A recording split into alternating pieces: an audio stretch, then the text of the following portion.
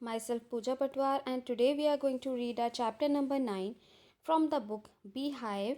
The name of the chapter Bond of Love. So, what is meant by bond over here? Bond means relationship.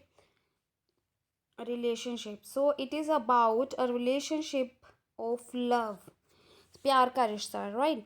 So, here we will acknowledge about the love between human being and animal. We will acknowledge about the love that the author is having with the bear animal. And after reading this story, you will I'm sure you will also love to start loving the bears, whether they are wild or pet. So let's start reading the chapter. Can there be love and friendship between human beings and wild animals? Let's read a fascinating account of an orphaned sloth bear that was rescued by the author. So, what is meant by rescue? It is saved, and this is the image of bear cub. It is the image of sloth bear, and fascinating means attracting. So, this is an attracting story of a bond of an orphaned sloth bear and the author. And how the love develops, how their mutual understanding appears when they are together, and how the author brought him up, took care of him. The story is all about. So let's start reading the chapter. Sloth bears inhabit forested areas. Inhabit means to live. So sloth bears क्या रहते हैं forested areas में, including the tropical rainforest of India and grasslands at lower elevation. Elevation means कम ऊंचाई पे होना. Sloth bears have very shaggy hair and long muzzles. What is meant by muzzles? So this part of the bear of any of the animal, including the mouth and the nose, is called the muzzles, right? So using their claws to dig, they can then use their lips to form a tube which can go deep into the ground or into hard to reach areas like dead trees for their food. तो अपने खाने के लिए वो क्या करते हैं, अपने क्लॉज के साथ, पंजों के साथ वो डिग करते हैं, खड्डा खोदते हैं, ठीक है, और अपने लिप्स से क्या करते हैं, वो एक ट्यूब सी बना लेते हैं, और उसके थ्रू वो क्या करते हैं, बहुत एरियाज डीप इनटू ग्राउंड जा सकते हैं जहाँ पे पहुंचना मुश्किल होता है, जैसे डेड ट्रीज हैं, और वहाँ पे अपना वो फूड ढूंढते हैं. Their main food is termites. Termites क्या होते हैं, दीमक होते हैं जो लकड़ी को खाते हैं, राइट? सो उनका मेन फूड क्या है, termites. You can hear them suck up their food from several feet away. तो जब वो खाने को सक कर रहे होते हैं, चूस रहे होते हैं, तो आपको काफ़ी दूर से, काफ़ी फीट दूर से ही उनकी उसको सक करने की आवाज़ सुनाई देती है. I will begin with Bruno, my wife's pet sloth bear. I got him for her by accident. So Bruno, what who is Bruno bear? It is the sloth bear. तो हमारे जो स्लॉथ बेयर का नाम क्या था, Bruno, right? और वो कौन था, वाइफ का पेट स्लॉथ बेयर. और उसने उसको कहा कैसे दिया था, by an accident. Means accidentally the author had met the bear, and later on he had gifted that to his wife. 2 years ago we were passing through the sugarcane fields near Mysore. Sugarcane गन्ना, तो वो गन्ने के field के पास से जाके हो जा रहे थे मैसूर में. People were driving away the wild pigs from the fields by shooting at them.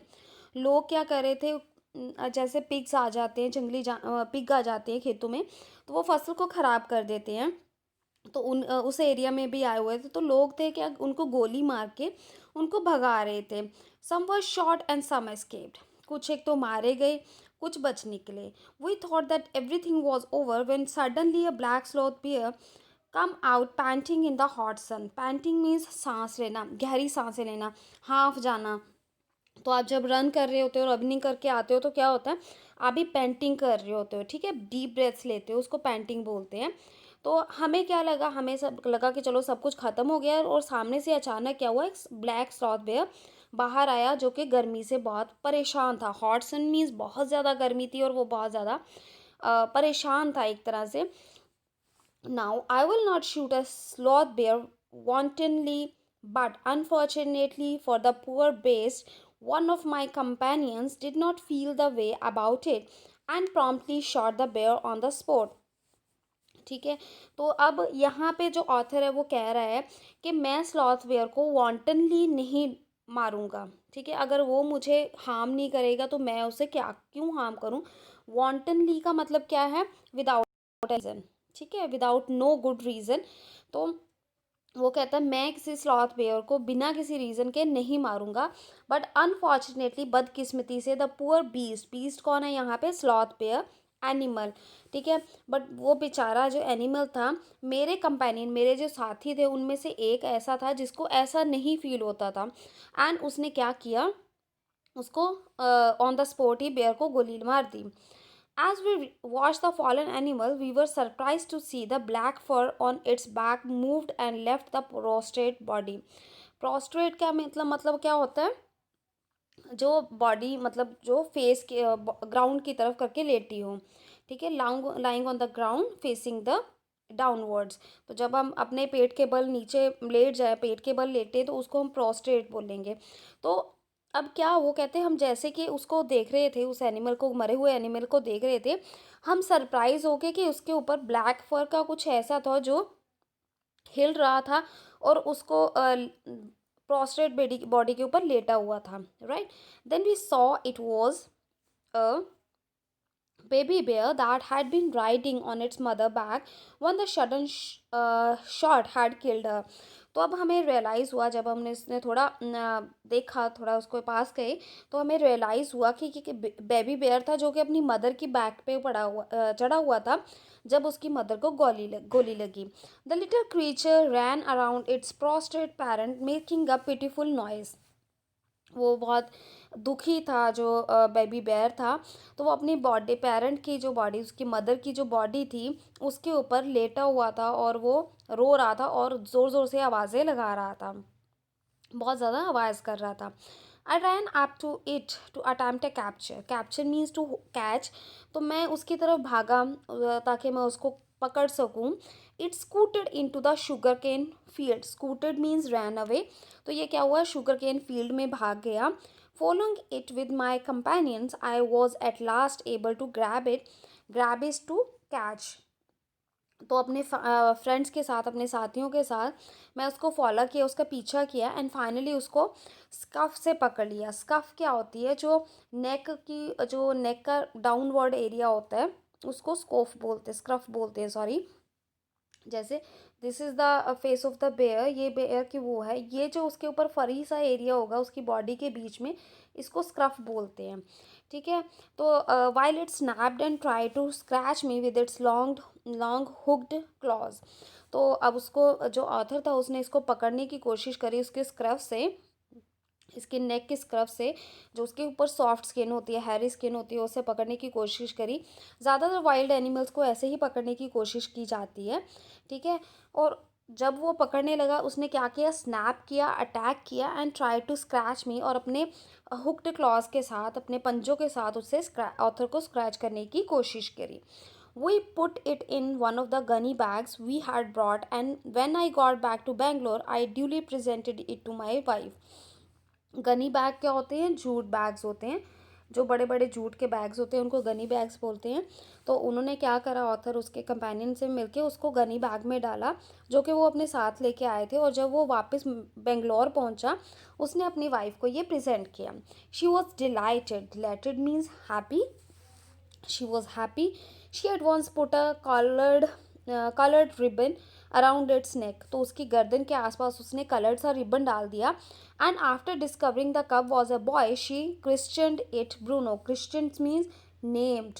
तो जब उसको पता चला कि ये बॉय है, मतलब इट इज़ अ मेल कब, तो उसने उसको नाम दिया ब्रूनो का। Bruno soon took to drinking milk from a bottle. जल्दी ही ब्रूनो ने बॉटल से दूध पीना शुरू कर दिया। It was but a step further and with in a very few days he started eating and drinking everything else. ये एक ही छोटा सा कदम था, और उसके बाद कुछ एक दिनों के बाद ही इनफैक्ट उसने खाना और पीना शुरू कर दिया, सब कुछ खाना पीना और शुरू कर दिया। एवरीथिंग एल्स मीन्स एवरीथिंग, जो भी दुनिया में चीज़ें हैं उसने सारी खानी पीनी शुरू कर दी।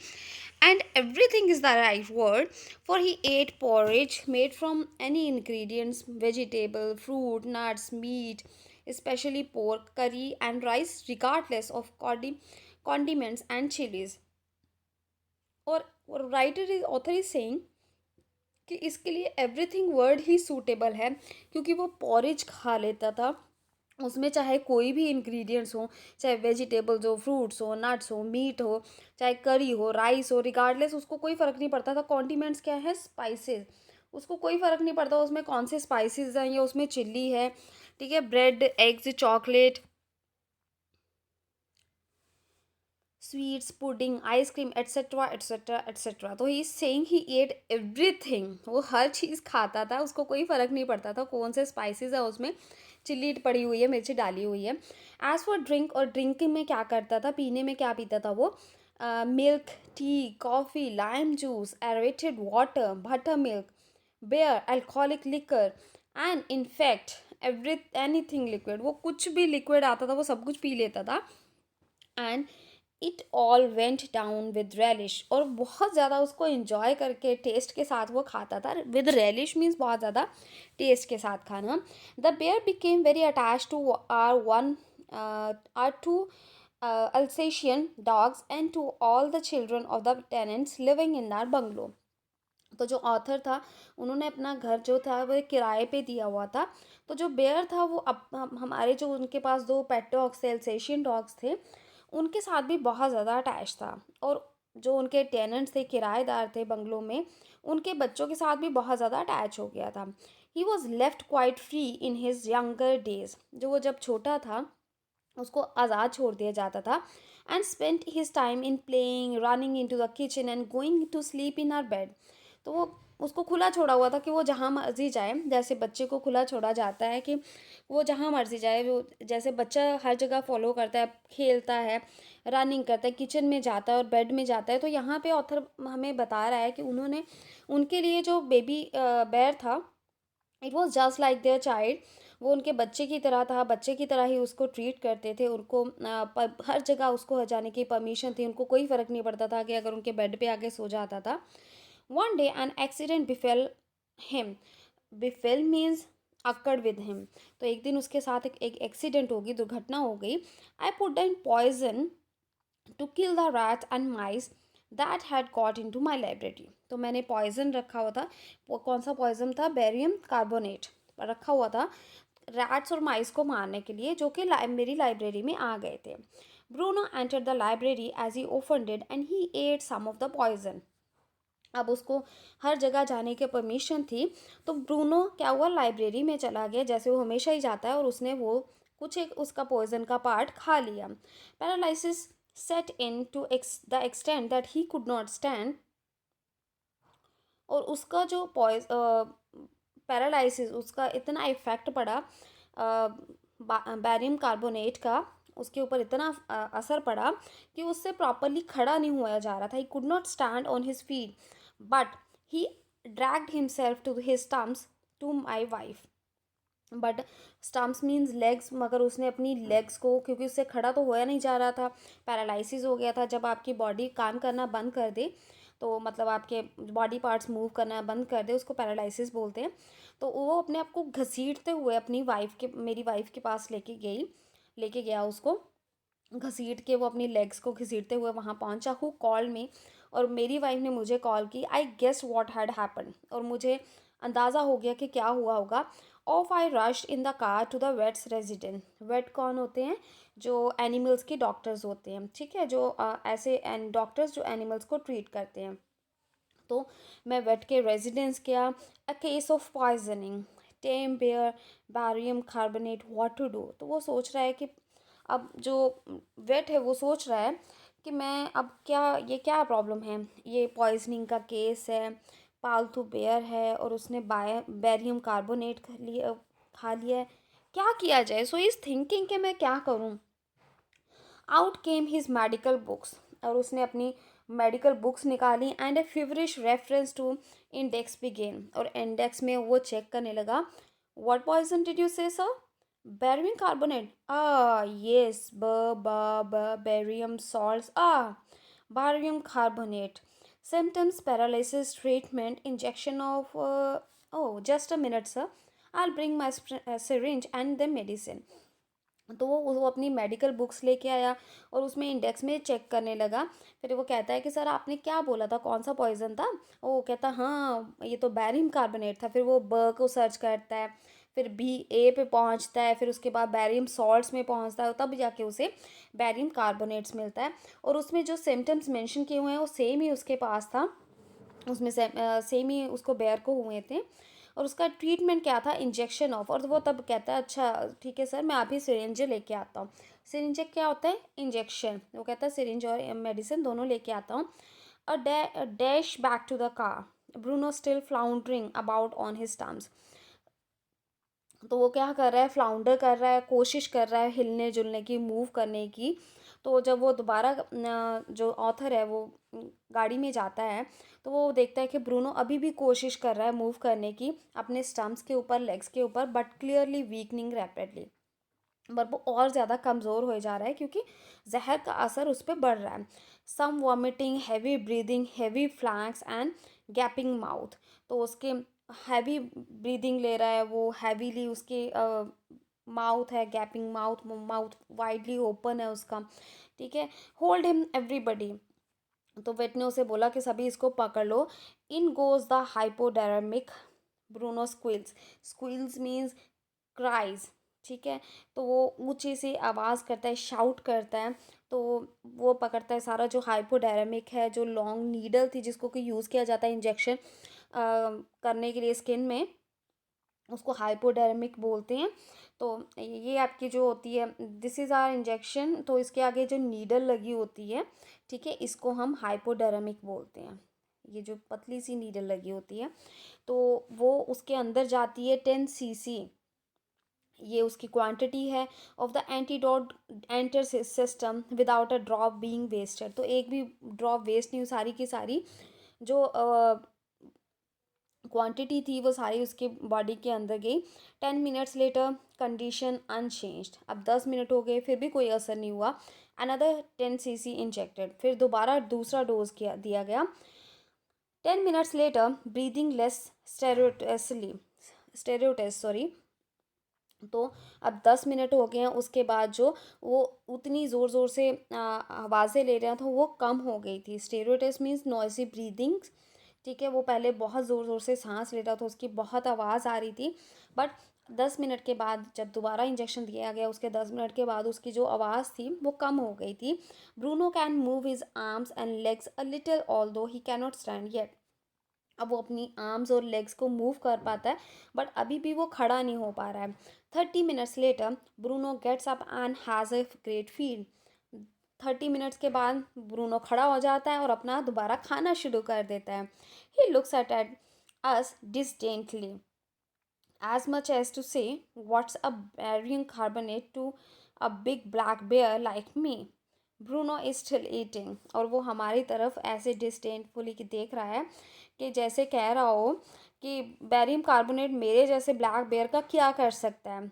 तो ब्रूनो अभी भी वो खा रहा है, वो कॉन्टिन्यूसली खाए जा रहा है। Another time he found nearly 1 gallon of old engine oil which I had drained from the sump of Studebaker and was keeping as a weapon against the inroads of termites. तो अब दोबारा एक incident तब हुआ था जब उसने 1 gallon engine oil का पी लिया था, जो कि उसने जो ऑथर था उसने स्टूड बेकर, एक कार का नाम है, पुरानी कार का नाम है, तो उसमें से उसने निकाला था संप में से, जहाँ पे जो उसको इंजन को क्लीन करने वाला पार्ट होता है, तो उसने वहाँ से निकाला था। और उसने क्या रखा हुआ था? टर्माइट्स को मारने के लिए रखा हुआ था। He promptly drank the lot. उसने सारा का सारा पी लिया। But it had no ill effects whatever. बट इसका कोई भी इल इफेक्ट उस पर नहीं हुआ। The months rolled on and Bruno had grown many times the size he was when he came. Month बीतते गए और ब्रूनो जो था वो बहुत ज़्यादा, जब वो आया था उसके कंपैरेटिव बहुत ज़्यादा बड़ा हो चुका था। He had equalled the Alsatians in height. वो हाइट में एल्सेशियंस डॉग के बराबर हो गया था and had even outgrown them, और इनफैक्ट उनसे भी बड़ा हो गया था। But was just as sweet, but वो अभी भी उतना ही प्यारा था और उतना ही मिस्चीवियस था, जस्ट एज प्लेफुल, और उतना ही वो शरारती था, उतना ही ज़्यादा खेलता था। And he was very fond of us all, हमारा सभी से बहुत वो हमारे साथ उसकी अटैचमेंट थी। Above all he loved my wife, और सबसे ज़्यादा वो मेरी वाइफ से प्यार करता था। And she loved him too, और वो भी उसे बहुत ज़्यादा प्यार करती थी। She has changed his name from Bruno to Baba, a Hindustani word signifying small boy. और उसने अपनी उसका नाम उसकी वाइफ ने ब्रूनो से बाबा कर दिया था। और बाबा क्या है? एक हिंदुस्तानी वर्ड है जिसका मतलब होता है स्मॉल बॉय। ठीक है। And he could do a few tricks too, और कुछ एक वो ट्रिक्स भी कर लेता था। At the command Baba wrestle और Baba box, he vigorously attacked everyone who came forward for a rough and tumble. तो जब उसको कोई कहता था बाबा रेसल या बाबा बॉक्स, तो वो क्या करता था? उसके सामने जो भी आता था उसको वो टैकल कर लेता था, उसको मार देता था। Give him a stick and से बाबा होल्ड गन, उसको स्टिक पकड़ा दो और उसको बोलो बाबा होल्ड गन। तो वो क्या करता था? तो वो आपकी तरफ वो स्टिक पॉइंट कर लेता था जैसे वो गन पकड़ी हो। Ask him Baba where's the baby, तो he immediately produced and cradled affectionately a stump of wood which he had carefully concealed in his straw bed. तो जब उससे बोलते थे कि बाबा बेबी कहाँ पे है, तो वो क्या करता था? इमीडिएटली एक क्रैडल, एक लकड़ का, वो लकड़ियों का उसने वुड का स्टम्प रखा हुआ था, वो बहुत सारा उसको स्ट्रॉ बेड के नीचे छिपा के रखता था। तो उसको वो बड़े प्यार से क्रैडल करता था, क्रैडल मीन्स झुलाता था। ठीक है। और उसको सामने ले आता था। But because of the tenants children poor Bruno और Baba had to be kept chained most of the time. अब क्योंकि टेनेंट के बच्चे थे तो ये भी डर था कि ये उन पर अटैक ना कर दे, तो इसलिए ब्रूनो को या बाबा को चेन में रखना पड़ता था, चेन से बांध के रखना पड़ता था। Then my son and I advised my wife and friends advised her too to give Baba to the zoo at Mysore. तब मेरे बेटे ने और मैंने और इनफैक्ट हमारे जो उसके फ्रेंड्स थे उन्होंने भी उसको एडवाइस किया कि बाबा को मैसूर के ज़ू में भेज दिया जाए। He was getting too big to keep at home, वो बहुत बड़ा हो गया था और उसको घर पे नहीं रखा जा सकता था। After some weeks of such advice at she at last consented, तो बहुत ज़्यादा ऐसी एडवाइसेस मिलने के बाद फाइनली वो एग्री हुई। Consented means agreed hastily and before she could change her mind a letter was written to the curator of the जू।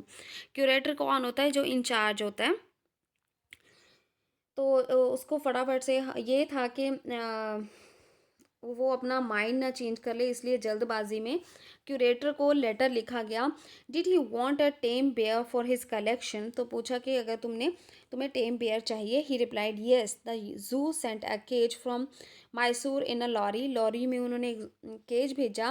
Eight distance of 87 miles and Baba was packed off, और distance कितना था उसमें? 87 miles का था, और बाबा को पैक कर दिया गया। We all missed him greatly, हम उसे बहुत मिस करते थे। But in a sense we were relieved, but हमने राहत की सांस भी ली। My wife was inconsolable, inconsolable means उसको साहस नहीं, सांत्वना नहीं दी पा रही थी, उसको चुप नहीं करवाया जा रहा था। शी वेप्ट एंड फ्रेटेड, वो रोए जा रही थी और खिंची हुई थी। For the first few days she could not eat a thing, कुछ एक दिनों तक उसने कुछ नहीं खाया। Then she wrote a number of letters to the curator, तब उसने कुछ एक लेटर्स लिखे क्यूरेटर को।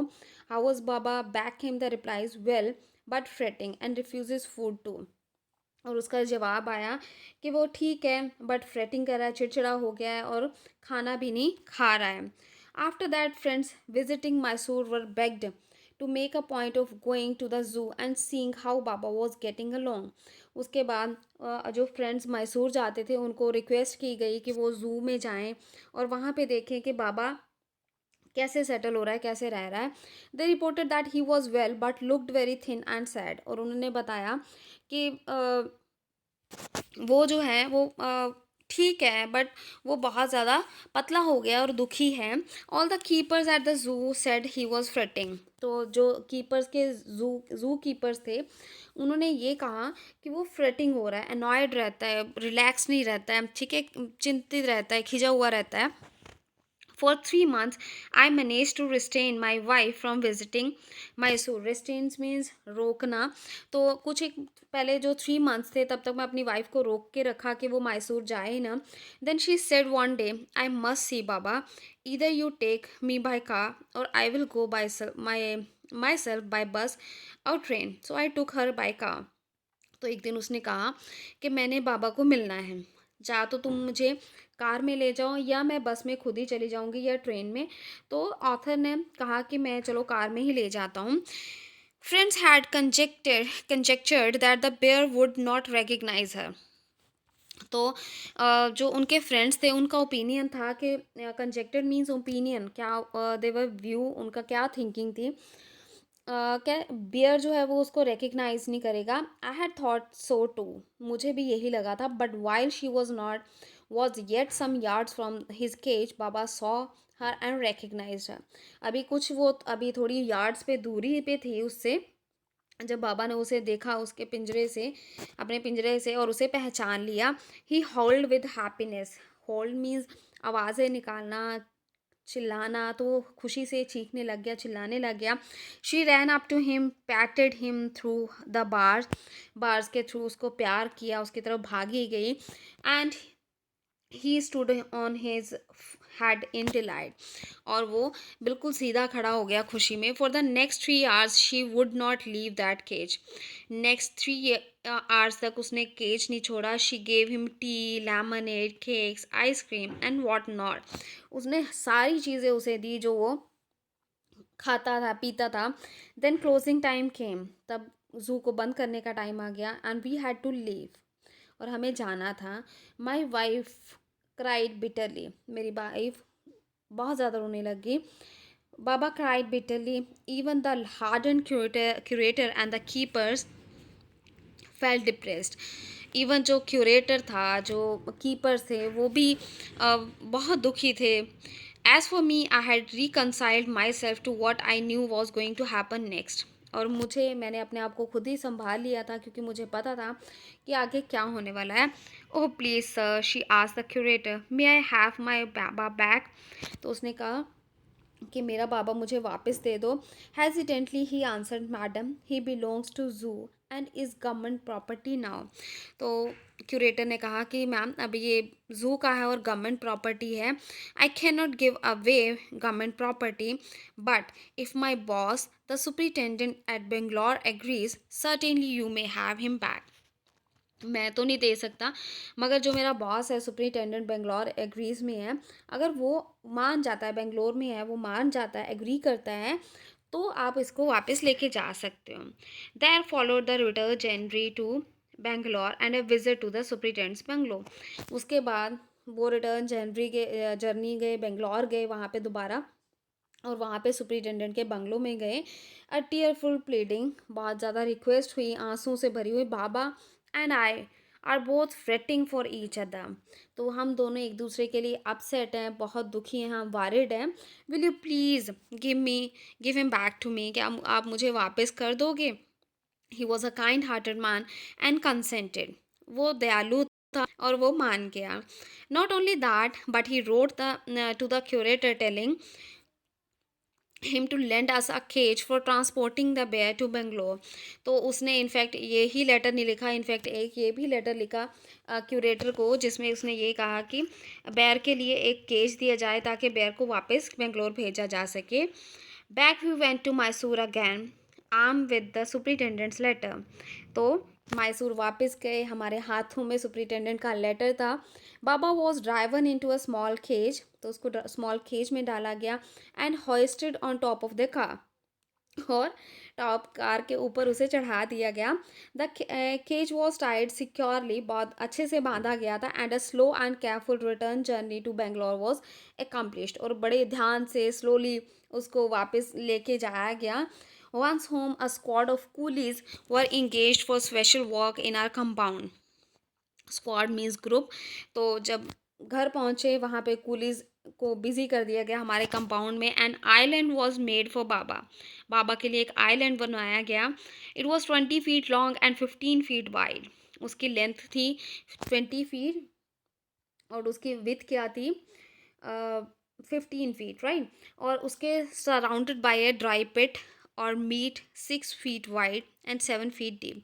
उसके आसपास एक ड्राई पिट था, एक ऐसी जगह बना दी गई, उसके आसपास ऐसे डीप पिट था जिसमें के जिसकी वेथ थी 6 फीट एंड 7 फीट, वो डीप था। A wooden box that once house the fowls was brought and put up on the island for Baba to sleep at night. तो एक उसके लिए वुडन बॉक्स लाया गया जिस ताकि वो रात को वहाँ सो सके। Straw was placed inside to keep him warm. उसके अंदर स्ट्रॉज रखी गई ताकि वो गर्म रहे। And his baby the gnarled stump along with his gun, the piece of bamboo, both of which he had sentimentally preserved since I had been sent away to the zoo, were put back to him to play with.